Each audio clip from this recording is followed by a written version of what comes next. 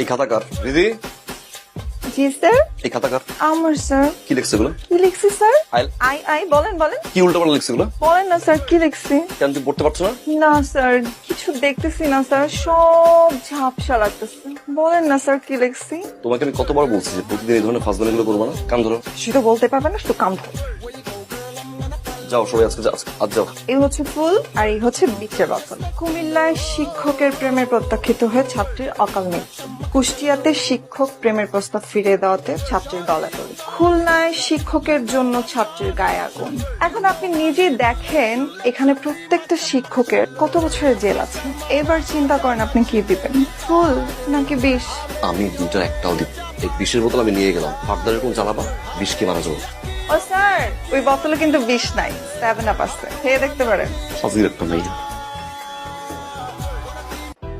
কোথায় গেছিলেন মা জননী? আব্বা আপনি আমার সাথে কথা বলবেন না। আমার অপরাধ? আপনি আমাকে ভালোবাসেন না আব্বা? আমি আপনার পিতা, আমি আপনাকে ভালোবাসি না? কি বলেন আম্মা জান এটা? আপনি যে আমাকে 16 প্রো ম্যাক্স কিনে দিচ্ছেন সেটার গ্লাস প্রোটেক্টর কে কিনে দিবে? 1,80,000 টাকা দিয়ে আইফোন কিনে আনছেন আর মাত্র 400 টাকার গ্লাস প্রোটেক্টর কিনে দেন এই বলে আপনি আমাদের ভালোবাসেন না?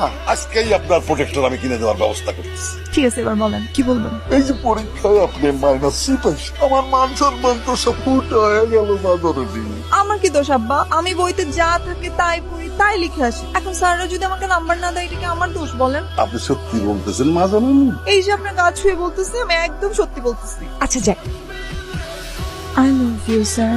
আজকেও আপনি আমাকে ভালোবাসি বললেন না? এত রিউড কেন আপনি?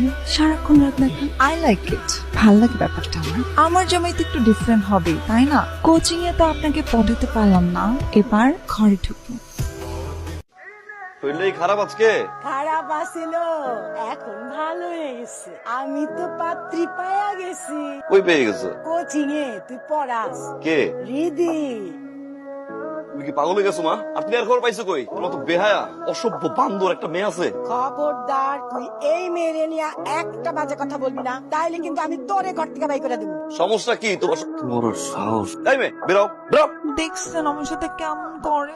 অবশ্য করলে করুক, আমার কিছু আসে যায় না। আমার সাথেই তো রাগ করবে তাই না? মাশাআল্লাহ। কি মাশাআল্লাহ? কালকে থেকে আমার কোচিং এ আসবে না ফাজিল মেয়ে। বাসায় আসছি দেখে কোচিং থেকে বের করে দিচ্ছেন না? এবার দেখেন আমি মকবুল, 3 বারের রানিং চেয়ারম্যান।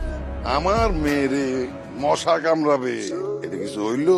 কোথায় মশাই কামড়ায়? তোমার ওইখানে আমার মেয়ে পড়ায় অমনোযোগী হয়, তাই আমার মেয়ে আর ওইখানে পড়তে যাবে না। আলহামদুলিল্লাহ।